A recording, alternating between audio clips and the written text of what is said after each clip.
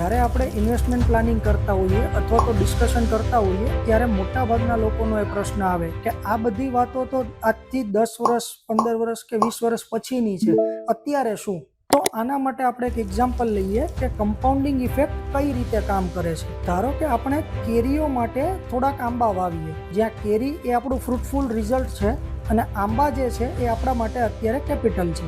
આજે આપણે થોડાક આંબા વાવીએ તો એ બધા આંબા આજે ને આજે કેરી આપવા ના માંડે.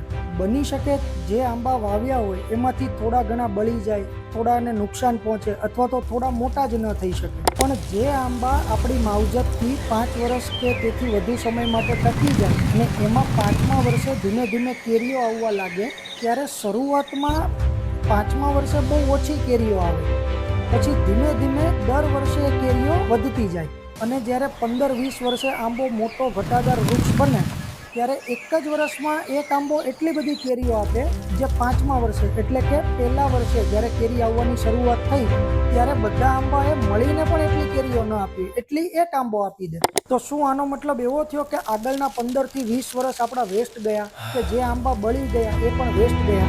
ના, આ એક પ્રોસેસ છે જે આપણે ફોલો કરવી જ પડે, તો જ આપણને સારું વળતર મળી શકે. આપણું કામ છે શક્ય એટલા વધારે આંબા વાવવા, શક્ય એટલી સારી માવજત કરવી, સમય આવે એના પર સારી કેરીઓ આવશે જ. એવી જ રીતે ઇન્વેસ્ટમેન્ટમાં પણ આપણું કામ છે શક્ય એટલું વધારે કન્ટ્રીબ્યુશન કરવું અને શક્ય એટલું વધારે સમયગાળા માટે એને રોકાયેલું રાખવું. યોગ્ય સમય આવતા કમ્પાઉન્ડિંગ ઇફેક્ટ એની મેજિકલ ઇફેક્ટ બતાવશે જ. તો ઇન્વેસ્ટમેન્ટ જેટલું ઓછું અને મોડું ચાલુ કરશો એટલો જ તમારે ફ્યુચરમાં ગ્રોથ ઓછો થશે. જો તમારે પણ ઇન્વેસ્ટમેન્ટને રિલેટેડ આવી ઇન્ટરેસ્ટિંગ ટોપિક્સ ડિસ્કસ કરવા હોય અથવા તો ઇન્વેસ્ટમેન્ટ સ્ટાર્ટ કે અપગ્રેડ કરવું હોય, ધેન લેટ્સ કનેક્ટ.